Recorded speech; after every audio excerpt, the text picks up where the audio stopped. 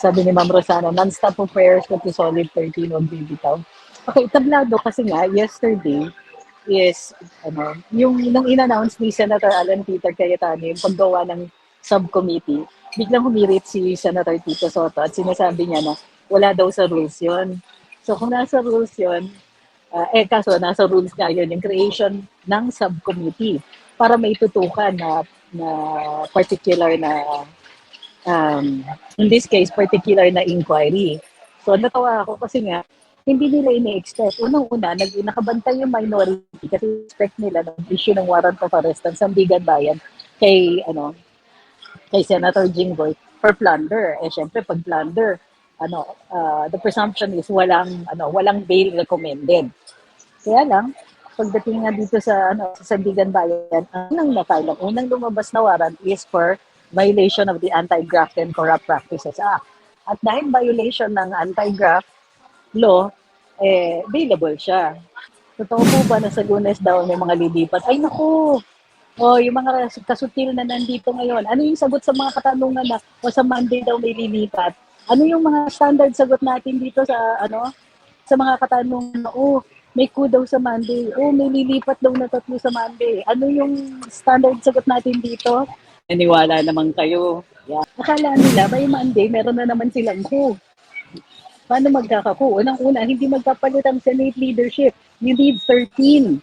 So, di ba? Kaya yun yung number na binibigay nila. Paano naman yun? Kahit naman naging non-bailable yung kaso ni Senator Jinggoy, hindi pa rin lilipat yung iba. So, yes. Kaya, funny lang talaga. Natatawa ako dun at tatawa ako dun sa mga ginagawa ng minority ngayon. Yung mga desperation yan sasabihin nila, hala may lilipat na 3. Paano mangyari yun? Hindi nga kayo makapagpalipat ng 1, 3 pa.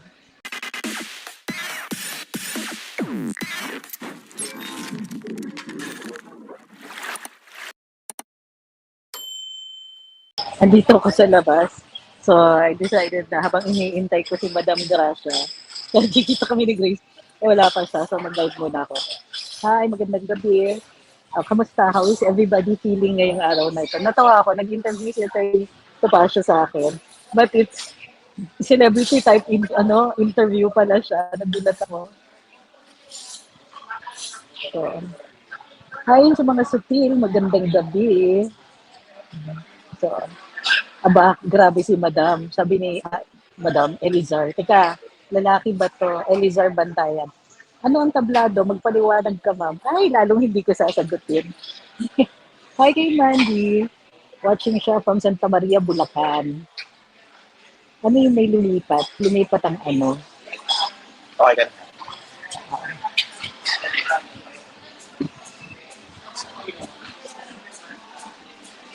Bakit may lumipat? As you know, kanina, sige, pag-usapan natin, kanina, in-interview ako ni Atty. Topacio. So nakakatawa pa sa'yo mag-interview si Atty. Topacio. Pero yun nga, medyo, more on, personal stuff, ganyan. Natawa ako, pang slambok nga, sabi ni Doc Ethel. Pero, ganito ba, nakakatawa, enjoy pa rin. Parang ito sa good break from the usual politics. Senior wisdom. Ayoko pag nagde-demand ng ng mga sagot, di ba? Sutilan ba tayo ngayon gabi? So pag nag-demand ng sagot, hindi sasagutin. Yan ang sutil. Yan ang classic sutil. Nanood kayo ng small talk. Naku, maraming salamat po sa mga nanood. Kaya, parang jahe, no? Medyo sobrang jahe today. Akala ko talaga current affairs or politics ang pag-uusapan. Sabi ni Ma'am Rosana, non-stop of prayers ko to solid 13, huwag bibitaw. Okay, tablado kasi nga, yesterday is, yung nang in-announce ni Senator Alan Peter Cayetano, yung paggawa ng subcommittee, biglang humirit si Senator Tito Soto at sinasabi niya na wala daw sa rules yun. So kung nasa rules yun, kaso nasa rules nga yun, yung creation ng subcommittee para may tutukan na particular na in this case, particular na inquiry. So, natawa ako kasi nga, hindi nila ini-expect. Unang-una, nakabantay yung minority kasi expect nila na issue ng warrant of arrest ng Sandigan Bayan kay kay Senator Jinggoy for plunder. Eh syempre pag plunder, the presumption is walang bail recommended. Kaya lang, pagdating nga dito sa Sandigan Bayan, unang lumabas na warrant is for violation of the Anti-Graft and Corrupt Practices Act. At dahil violation ng anti-graft law, bailable siya. O, i-ignore ko lahat ng nagsasabing lagging and all that kasi wala akong magagawa, nasa labas ako. So, unless gusto ninyong itigil ko, i-refresh ko, wala na akong oras mag-live. Hi kay Michael. Hi kay Mark. Oo, sutil Saturday ngayong araw na ito. Sabi ni Dabawenya, ganda ng screen. Oy, actually, ganda ng lighting. Nandito ako sa gateway. Totoo po ba na sa Lunes daw may mga lilipat? Ay, naku! Yung mga kasutil na nandito ngayon. Ano yung sagot sa mga katanungan na sa Monday daw may lilipat? Ano yung mga standard sagot natin dito sa mga katanungan na, may coup daw sa Monday. May lilipat daw na 3 sa Monday. Ano yung standard sagot natin dito? Naniwala naman kayo. Yan. Diba? Yan yung mga kasagutan dyan. Bakit? 3 linggo na nila sinasabi. 3 linggo na nilang sinasabi, may lilipat. O, 3? O, may nangyari ba? Hindi. Parating may nangyayari, nagtablado sila. Akala nila may lilipat, sinasabi nila yung gano'n. Kasi akala nila maglalabas nga ng warrant na na non-bailable doon sa kaso ni Senator Jinggoy. Ang lumabas nga ang lumabas, bailable yung violation ng Anti-Graft and Corrupt Practices Act. So, di ba? So, yun yung point. Akala nila, by Monday, meron na naman silang coup. Paano magkaka-coup? Unang-una, hindi magpapalit ang Senate leadership. You need 13. So, di ba? Kaya yun yung number na binibigay nila. Paano naman yun? Kahit naman naging non-bailable yung kaso ni Senator Jinggoy, hindi pa rin lilipat yung iba. So, yes. Kaya, funny lang talaga. Natatawa ako dun natatawa ako dun sa mga ginagawa ng minority ngayon. Yung mga desperation yan sasabihin nila, hala may lilipat na 3. Paano mangyari yun? Hindi nga kayo makapagpalipat ng 1, 3 pa. Sabi ni Mayor Doma, sa Monday daw mag-walkout uli ang minority. Paano kung lagi sila mag-walkout? Ano mangyayari sa Senado? Di wala. We can blame them. Uulitin ko kung mag-walkout sila, ilabas natin yung protesta natin sa mga ginagawa nila dito sa social media. Sabihin natin, ano ba kayo? Magtrabaho naman kayo. Puro kayo walkout, puro kayo mga ganyan. Ano akala ninyo, okay lang sa amin yon? Okay lang sa amin na binibiti ninyo yung trabaho ninyo? Okay lang sa amin. Di ba? Kayo mismo naghain kayo ng mga bills dyan sa Senado, okay lang sa inyo. Wala pala kayong pakialam dun sa mga bills na inihain ninyo. Ang pakialam ninyo, ang gusto ninyo, ay kayo yung mayorya at kayo yung masusunod. Excuse me, that's dyan natin i-redirect ang galit natin. Hindi yung parati kayo nag-galit. Hala, third party yung sinasabi nila may lilipat. Hala, paano yan? May baka hindi na sila yung majority. Given the numbers right now, wala rin silang magagawa. Hindi totoo. Sino may sabing pwedeng ipakuha ng Senate President ang mga nag-walk out? Nakalimutan ba nila yung saligang batas? Ha? Di ba may freedom of mobility tayo? Ano yun? Aarestuhin sila? Mas naiintindihan ko pa kung sinuspindi sila for disorderly conduct o kaya kinausuhan sila sa Ethics Committee for disorderly conduct. Pero yung pipigilan sila, ano yun? Ipapadlock natin yung mga pintuan, ganon? So, papadlock ng Senate yung pintuan, well, tignan natin kung kakayanin. Kasi ito yung nakikita ko. Kasi sobrang ginagawa ng minority, ang gusto nilang nangyayari is, kahit hindi exactly legal yung ginagawa nila, bahala ang ibang tao na maghabol ng kaso. Diba? O kunwari, katulad ng NBI, papasukin nila yung Senado, illegal. Okay, illegal. Pero, bahala na ang Senado na mag-file ng kaso. At syempre, pag nagpa-file ng kaso, it will take a while. So, ang minority, ganun din po yung ginagawa. So, ito yung nangyayari kasi. In fairness, parang nagiging effective yung yung comms ng kabila. Kasi naniniwala yung ibang tao nawo-worry kayo dun sa mga, may lilipat daw na 3 or may kuna naman sa Senado sa Monday, ganyan. They don't have the numbers. Bakit lilipat yung mayorya matapos nang ginawa nilang lahat ng ito? Kung galit sila nung nagpaputukan sa Senado, what makes you think kumupa na yung galit na yun? Hi kay Michael.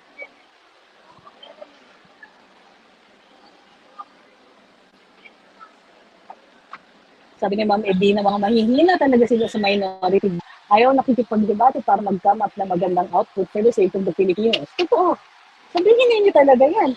We should post. We should talk about it. We should tell them in no uncertain terms na hindi kami sangayon sa ginagawa ninyong walkout na yan. I-hostage ninyo yung trabaho sa Senado dahil gusto ninyo gusto ninyo, tao ninyo yung nakaupo. Gusto ninyo yung Senate President, gusto ninyo lahat, may majority. Teka muna. Bakit? Diba? Ibig sabihin, hindi nyo magagawa yung trabaho ninyo unless kayo yung nakaupo dyan. Is power what you're really after and not really the public good? Paano naman yung public interest? Paano naman yung Di ba sila din, nag-file sila ng sarili nilang mga bills for different kinds of proposals for laws. Pero okay lang sa kanila na naaantala yung mga bills na yon kasi mas gusto nila na pag-awayan yung mga Senate presidency, yung majority, mga ganon. Hi, Kentaro Ken. I watched your interview on Small Talk. Ang saya. Oo nga, minsan-minsan nagaganyan din tayo. Yung siguro sa inyo, sino ba may interesting na kwento dyan? But tell me something that's interesting about you. Huwag mo na today, baka bukas kasi Sunday bukas. Hi po. Sabi ni Tracy, walk out. As if they're also doing themselves a favor. It's like a double-edged sword. Correct. Very good. But tama yun. Hi, Miss Gail. Sabi ni Ma'am, it was great watching your small talk. Ang saya, di ba? Attorney Tapasio is very interesting rin pagdating sa interviews. Both as an interviewer and as an interviewee. Kasi, di ba, a few weeks ago, kami naman ang nag-interview sa kanya.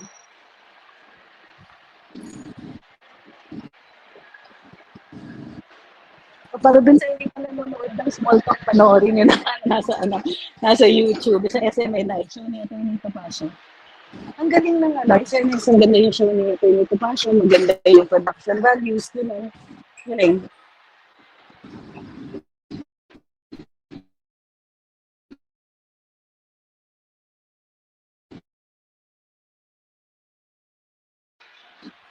Sila at mas hudas kay hudas ang mga hudas sa kanila. Oo, kasi yung totoo niyan, yung mga pwedeng kasuhan, kinakasuhan nila. So bakit sa magko-cooperate dun sa administrasyon na nagkakaso na sa'yo? Ano yun?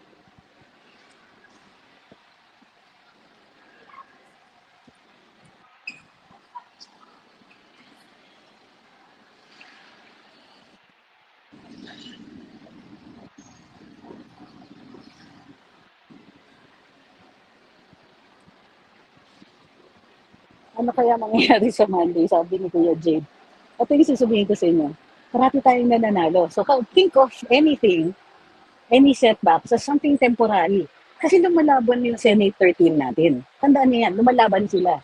Every time they come up with something, nakaka-back to you. Yan yung sinasabi kong tablado. Tablado sila nung in-announce ni Senate President Alan Peter Cayetano na mayroon, nagagawan ng subcommittee ang Blue Ribbon. At bakit sila natatakot doon? Ang mag-chair ng inquiry sa ng inquiry sa flood control, si Senator Marcoleta. And you can't keep a good man down. Sipin mo, kinakasuhan na siya at lahat. Go pa rin. Active participation sa Blue Ribbon pa rin. Ang pwede nating asahan sa kanya ay pwede pa rin nating asahan sa kanya. Diba, nakakatuwa si Senator Dante Marcoleta. Ayun. Tama, sabi ni Julian Swald, si Chase Malabon din lumipat yan. Siya daw kasi nagtulak na gawing SP si APC. Correct. Diba? In fact, who's to say, hindi kasama si Senator Chase sa pag-mastermind ng pag-agaw ng mayorya. Ay, for 3 kami. Dito kami. Ay, pala.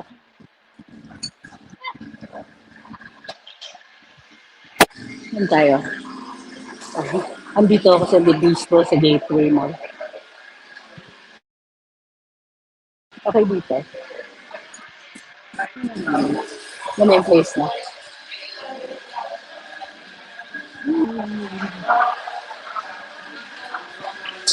I'll try the raspberry, okay. 50. Table for 3. Ha? Doon tayo muna. Sabi ni Amang Hilud eh. Tatlo ko ka doon. So, magdagdag na lang muna. Sige, sige. So, yun. Maganda dito kasi rooftop ko. Sabi ni Amang Hilud eh. What if ceasefire muna sa flood control issue to appease the cooks and get over with the impeachment? Kapag na-dismiss na si VP sa resumang flood control investigation. So, yan ang sinasuggest mo?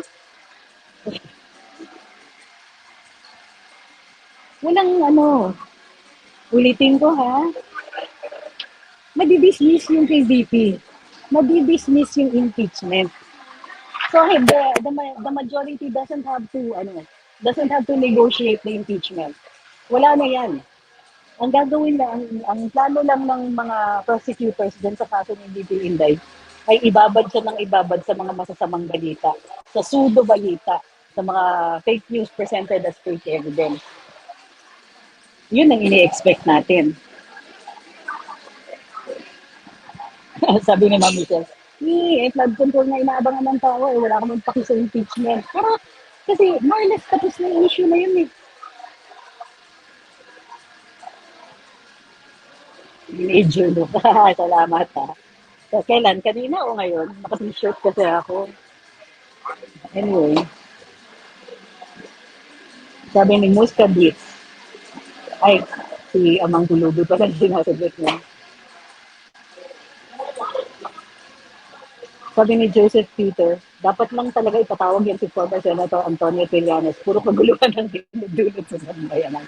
Alam mo, pero kung ako, naintindihan ko, pwede rin, okay din yan. Pero kung ako, you know what he will hate the most?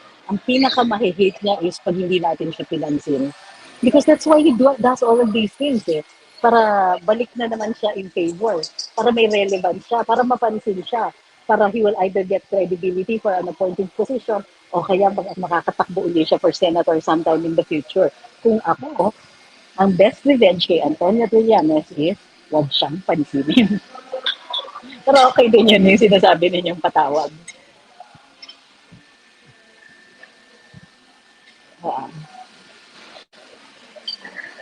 Sabi ni Ma'am Hazel, kung talagang may number sila bulagaan na lang, hindi yung ipapaalam pa nila. Nananakot lang sila kasi nagpapanik na sila at naiihi na sila pagdating ng DRC flood control. I agree with that one. Kasi tignan niyo kung paano naadaw ng mayorya, yung majority, wala kang narinig, alam natin na baka magkapalitan. Pero hindi natin alam how it was going to be done. Sino bang nag-expect na dadating si Senator Bato o di ba, nabigla ang lahat? Parang, ang feeling ko is nakampante talaga yung what is now the minority. Nung biglang, bulaga, kami na yung majority.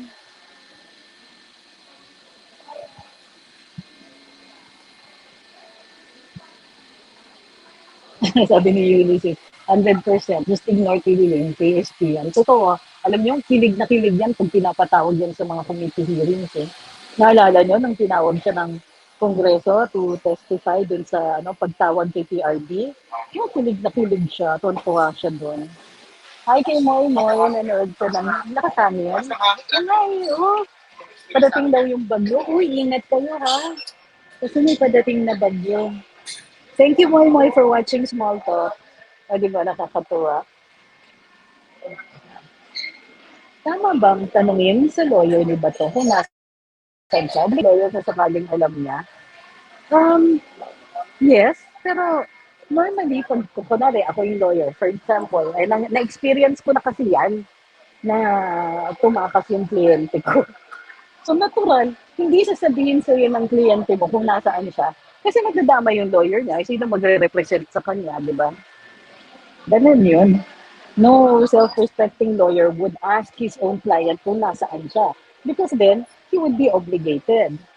So, or on the other hand, may obligasyon din naman kasi yung mga lawyers to act with fairness. Papayuhan ang kliyente na, alam mo, pag ginawa mo ito, tataas yung penalty ng krimen mo, magkakaroon na, flight is an indication of guilt, mga ganyan.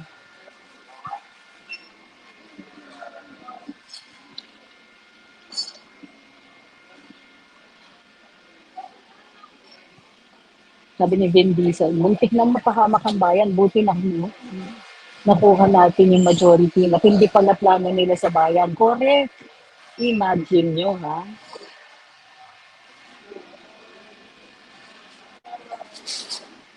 Sabi ni Jumel, dapat may psych test ng mga senador every 6 months.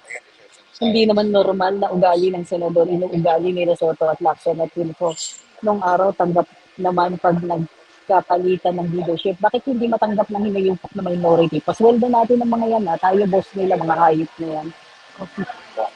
Then, ito mo natin. Ha? Latte. So, para dun sa mga nagsasabi, sabi ni Erwin, tatlo daw lilipat. Uy, kayo naman, bakit kayo nakikinig dun? In the words of Senator Marcoleta, wala naman legal background yan. Baka lang, Bakit natin? Wala kang nakita. sabi ni Nem Leda, out of topic, ang galing mo sa small talk kasi. Hindi ako sanay sa mga ganyang klase. Pero, chikahan lang talaga kami. Sabi ni NLZ Bed, bakit pati whiteness and bato pinadalhan ng subpoena? Hindi ko nga alam eh. Anong legal basis nun? Pero sa totoo lang, wala namang contempt powers ang NBI. Pag hindi ka sumunod doon sa kanilang subpoena, hindi naman ikaw pwedeng ipakontempt o ipakulong. Because of that, dahil hindi ko sumunod-ayon sa kanilang, sa kanilang summon sa subpoena. So, hayaan na lang natin yan. Kumbaga, hindi naman obliged si Ma'am Nancy na pumunta. And ako, I hope personally na hindi siya pupunta. Sorry nagkabuhol-buhol yung mga bracelet ko. Ano bang ginawa ko dito? Bakit nabuhol-buhol yung... Ganun talaga yan. Kasi meron siyang yung may opening. Yun. Sabi ni Phoebe Maris, ad hominem daw po. Coming from Erich talaga. Oo nga eh. Parang na at least alam natin na kayang-kaya niya magsalita ng ganyan nang hindi nahihiringan. Sabi ni KGG, Christopher, napakagaling lang ng gobyernong to. Takipan ng kasalanan. Can't wait for the Kurakots to die. What? Pero ito yung sasabihin ko sa inyo, hindi pwedeng pumunta si Ma'am Nancy kasi wala naman siyang pwedeng i-attest. Hindi siya pwedeng magsabi sa NBI kung nasan yung asawa niya, etc. Because privileged communication yan. You cannot compel a wife or a husband to testify against their spouse. Basic naman po yun.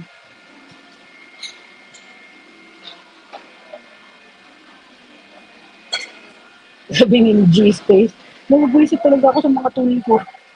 Hindi na kasi dapat nag-level up yan sa Senado. Diyan na lang sila sa show nila. Baka naman, it's God's way of saying, ipapakinggan naman muna natin ang mga viewers. Mantayan nyo yung dengue at baka may magsitalunan na naman sa bangin. Oh, grabe. Attraction na naman yan. Hi kay Nikki Kuchi. Patrick at Bar, sabi yung pang-away asawa lang po mga tulpo. Hindi nga lang asawa minsan yung away hindi asawa. Sabi ni Ma'am Elizabeth, kudos with Senator Duco because of him, the minority regained the confidence and trust with each other. No, the majority po, ma'am. Yung minority sila yung other side. Sila yung dark side.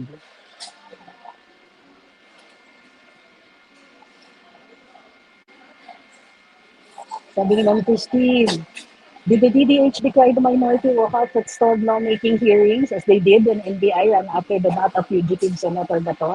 If NBI didn't do that, no legislative tools would have stalled. So, agree. Super agree.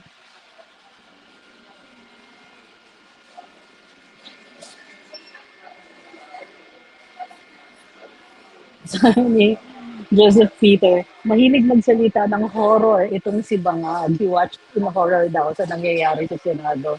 What about the horror that is his undersecretary for, oh, never mind.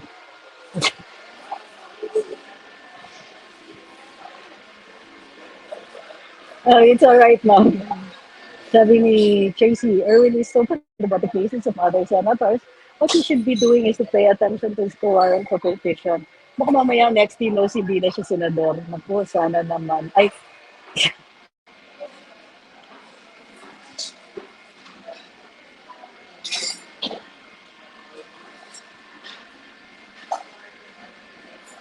sabi ni Ayin Kichi, baka naman, baka nga sa kanila ang may lilipat. Agreed. Sabi ni Kentaro Kens, high time na balikan natin ang mga previous statements ng Bulaga 11 sa isa't isa na past 10 to 20 years. Gaya na lang ng mga sinabing pangit ni Sen E.T. kay Sen K.P. sa show niya noon. Ay, mga plastic.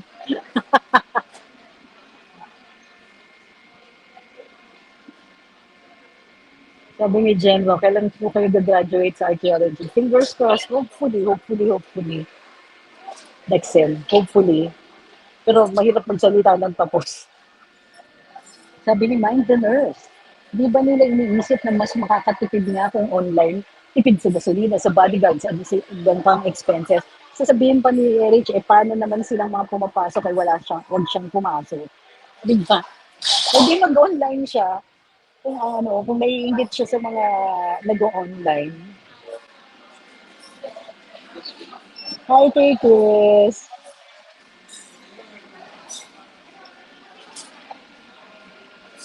Kung sakasakali, Chris, baka tumuloy na naman tayo sa Senado. Sabi ni Hope, Elise, yes. Horror talaga kasi lagi niya kausap tatay niya paggabi. Kahit naman siguro ako, araw-araw ako kausapin ng namatay kong kaanak, baka horror din pala na ako araw-araw. Mario Joseph, di ba?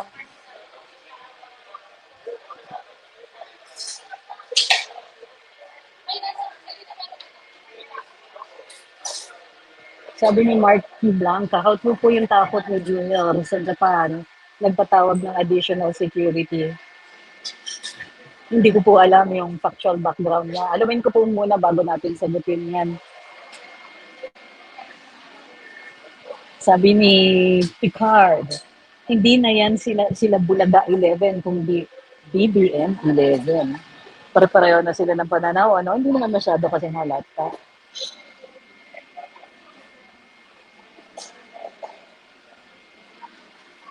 Sabi ni Manila 03, malata mong kabadang-kabado si Tito Sen at si Kim.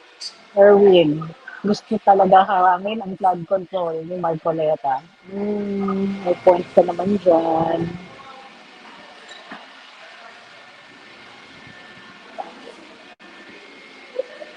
Hi, kay Mount Pinatubo 2024, sabi niya, init na tao na mapatalsik si BBM sa Malacanang. Hashtag BBM resign now. Ay, I agree. Kung ano, bakit natin nakakalimutan yung resign now na yan? Dapat nagre-resign na yan. Sabi ni June on Wheels, sa minority, si Senator Bam lang ang hindi bumabanat sa majority. Though he's a campaign, posible ba na lumipat siya sa majority like Attorney Bonzon? Sa totoo lang, hindi kasi ako nagtitiwala sa kahit anong, yung mga ganyang klaseng kadayahard na dilaw. Si Attorney Gonzon kasi, upfront siya, open siya, all-in siya. Pink ako, pero ganito.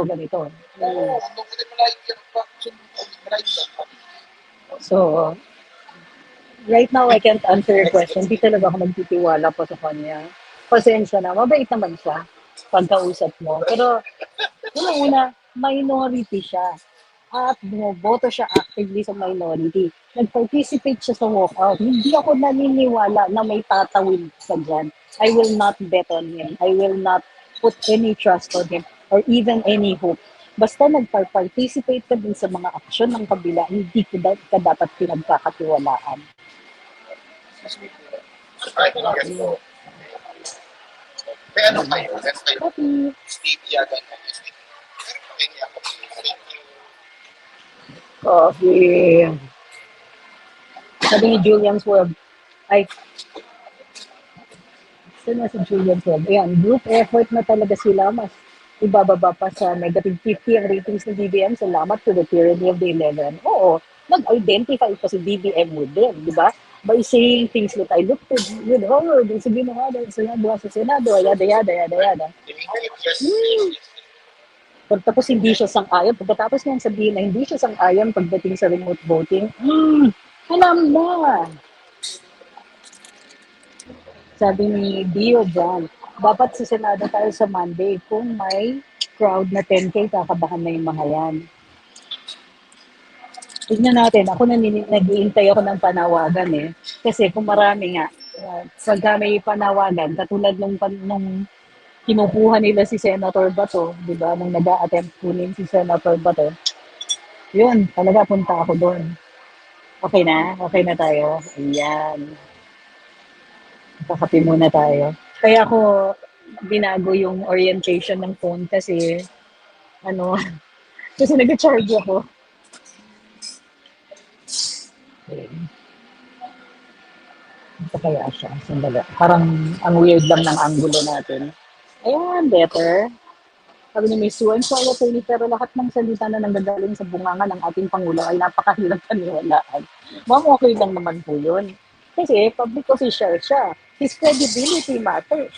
Eh, yung problema, hindi naman niya ginagawa ng paraan para mapaniwalaan natin ng paniwalaan natin siya. So, don't be apologetic about not believing in him. That's his fault. Kapi tayo.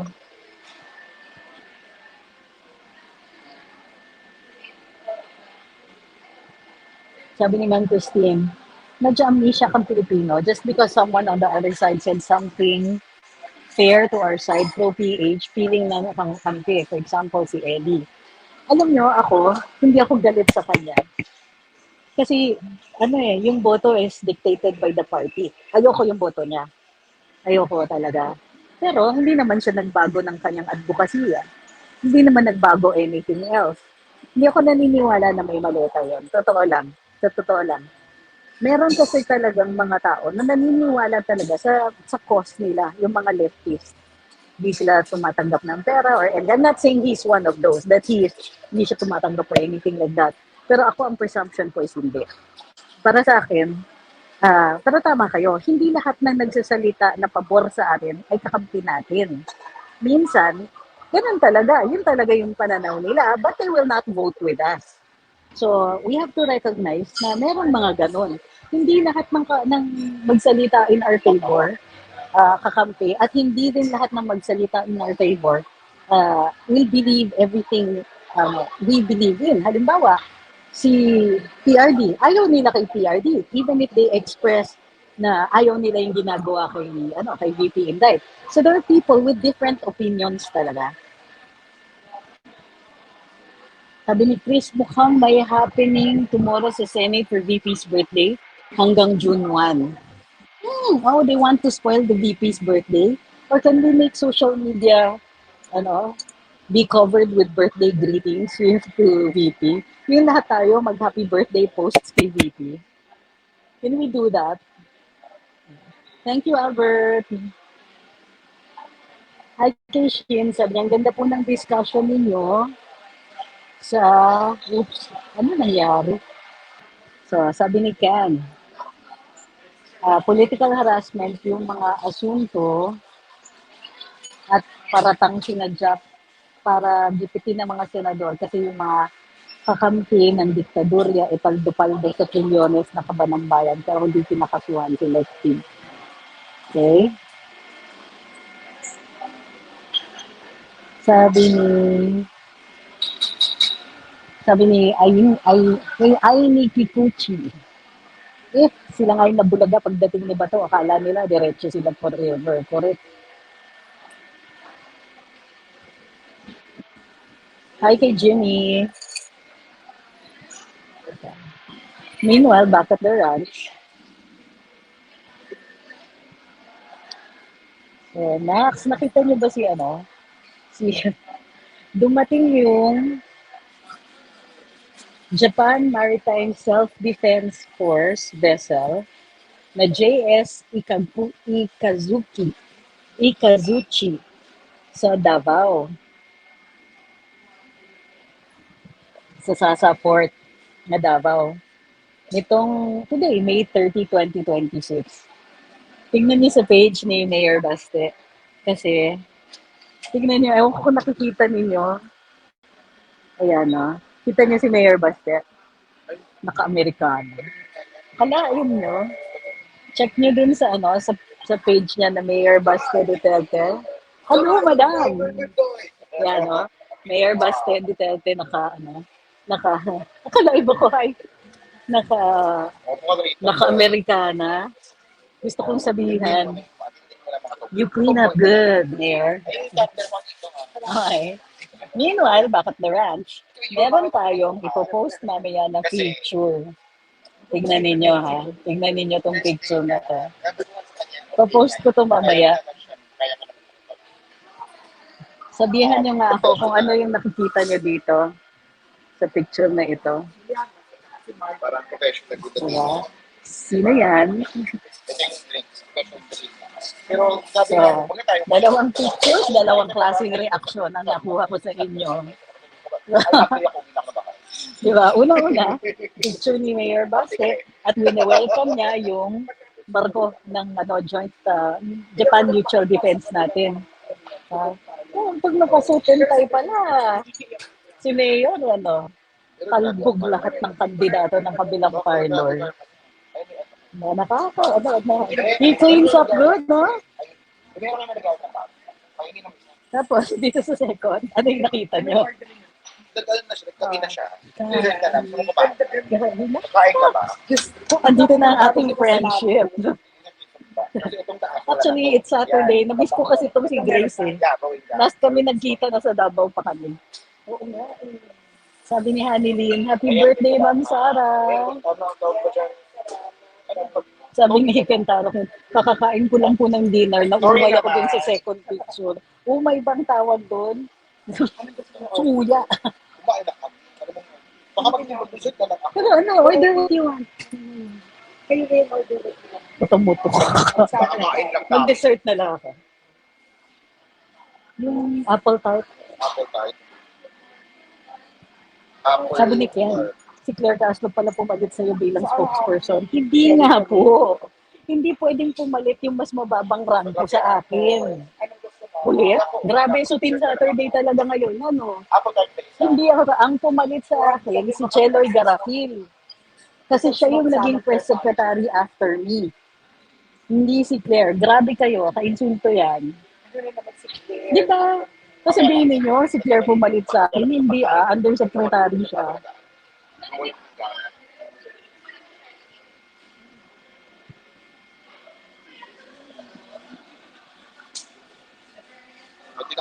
Sabi ni Ma'am Christine, remember, BAM also said a few months back, a year after PRD had been kidnapped, exhaust all local legal remedies first. Tapos by his actions, now payag siya kidnapin din si not a fugitive Senator Bato.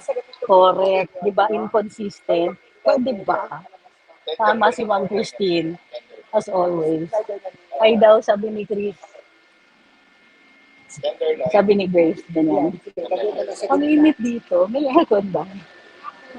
Mahina ang aircon yun. Di ba tanong kami rin po? Pag kami, dun sa mas malamig.